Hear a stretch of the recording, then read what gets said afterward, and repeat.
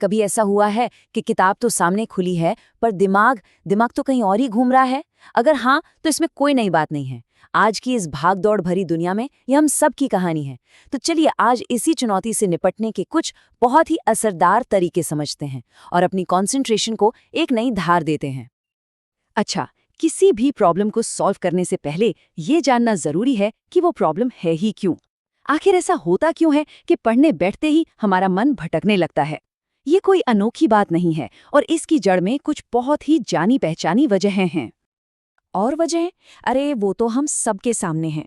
एक तरफ तो हमारा मोबाइल फोन, सोशल मीडिया की एंडलेस स्क्रोलिंग है जो बाहर से हमारा ध्यान खींचती रहती है, और दूसरी तरफ हमारे मन के अंदर की चिंताएं, फ्यूचर की टेंशन, ये सब हमें अंदर से पढ़ने नहीं देती।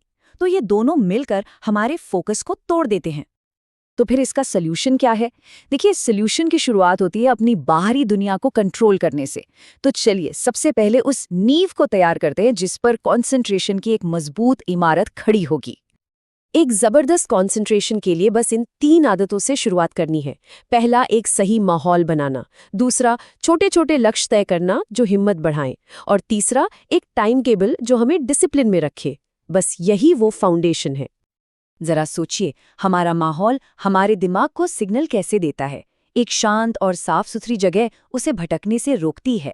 टेबल कुर्सी पर बैठने से शरीर और मन दोनों को एक वर्क मोड का सिग्नल मिलता है। वहीं बिस्तर तो दिमाग को आराम का सिग्नल देता है, पढ़ाई का नहीं। और हाँ, सबसे बड़ा नियम, ध्यान भटकाने वाले गैजेट्स अगर वो नजरों से दूर हैं तो समझ लीजिए वो दिमाग से भी दूर हैं। ये हमारे दिमाग के काम करने का तरीका है। जब हम कोई बहुत बड़ा लक्ष्य देखते हैं ना, तो अक्सर घबरा जाते हैं। लेकिन अगर लक्ष्य छोटा हो, जैसे कि आज सिर्फ एक टॉपिक खत्म करना है या बस 10 पेज पढ़ने हैं, तो उसे पूरा करना बहुत आसान लगता है। और जानते हैं क्या होता है? हर बार जब एक छोटा लक्ष्य पूरा होता है तो कॉन्फिडेंस बढ़ता है और आगे पढ़ने के लिए मोटिवेशन मिलता है। ये एक कमाल की स्ट्रैटेजी है, अपनी दिमागी एनर्जी के हिसाब से पढ़ाई करना। सुबह के वक्त हमारा दिमाग सबसे ज्यादा फ्रेश और पावरफुल होता है, तो ये मुश्किल सब्जेक्ट्स जैसे मैथ्स या फिजिक्स से निपटने का सबसे बेस्ट टाइम है। और जैसे जैसे दिन ढलता है और एनर्जी कम होती है, तब आसान या अपने पसंदीदा विषयों को पढ़ना ज्यादा इफेक्टिव होता है। ठीक है, तो माहौल तैयार हो गया, लक्ष्य भी सेट हो गए। अब बात करते हैं पढ़ाई करने के प्रोसेस की। मतलब जब हम असल में पढ़ रहे हैं, उस दौरान फोकस को कैसे बनाए रखें। इस प्रोसेस में मास्टर बनने के लिए हमारे पास 2 सबसे बड़े हथियार हैं। पहला, सही समय पर और सही तरीके से ब्रेक लेना, और दूसरा, दिमाग को शांत रखने के लिए रोज थोड़ा मेडिटेशन और योग करना। ये सोचना कि लगातार घंटों तक पढ़ते रहना अच्छा है, एक बहुत बड़ी भूल है। हमारे दिमाग की भी एक लिमिट होती है। एक सिंपल सा नियम है, हर 45 से 50 मिनट की डीप स्टडी के बाद 5 से 10 मिनट का एक छोटा सा ब्रेक जरूर ले। ये ब्रेक दिमाग के लिए एक रीसेट बटन की तरह काम करता है, जो उसे फिर से तरोताजा कर देता है। लेकिन 1 मिनट, ये समझना बहुत जरूरी है कि हर ब्रेक एक जैसा नहीं होता। एक अच्छा ब्रेक वो है जो दिमाग को सच में आराम दे, जैसे थोड़ी देर टहलना या बस पानी पीना। वहीं अगर ब्रेक में मोबाइल फोन उठा लिया या टीवी देखने लगे तो दिमाग को आराम नहीं मिलता, बल्कि उस पर और ज्यादा इन्फॉर्मेशन का बोझ पड़ जाता है। नतीजा, वो और ज्यादा थक जाता है। ये सिर्फ एक आदत नहीं, ये हमारे दिमाग के लिए एक जिम है।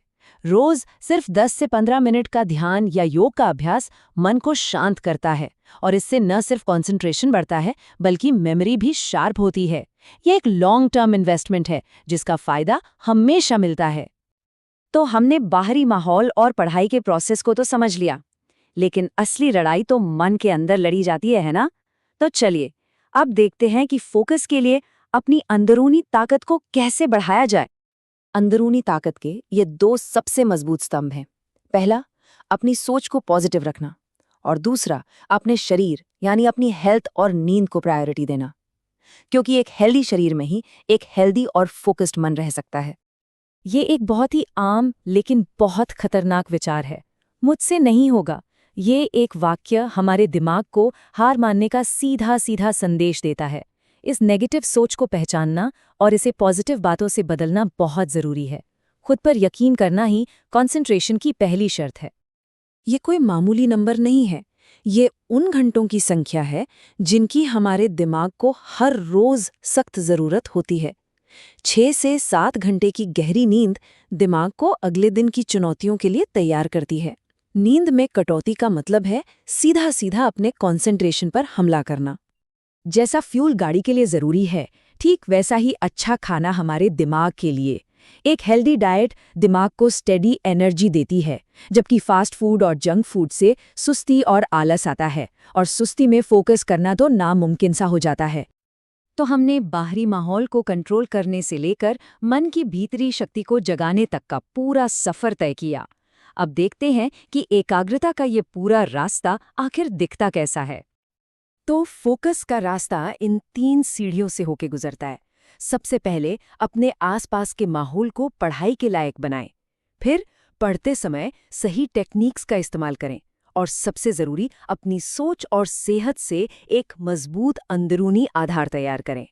एक बात हमेशा याद रखें, कंसंट्रेशन कोई टैलेंट नहीं है, ये एक स्किल है जिसे कोई भी सीख सकता है और डेवलप कर सकता है।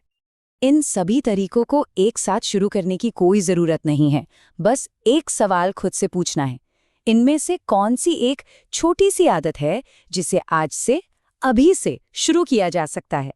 शायद वो सिर्फ अपनी पढ़ने की टेबल साफ करना हो, या सोने से पहले बस 10 मिनट के लिए ध्यान करना हो। याद रखिए, एक छोटा सा पहला कदम ही सबसे ज्यादा मायने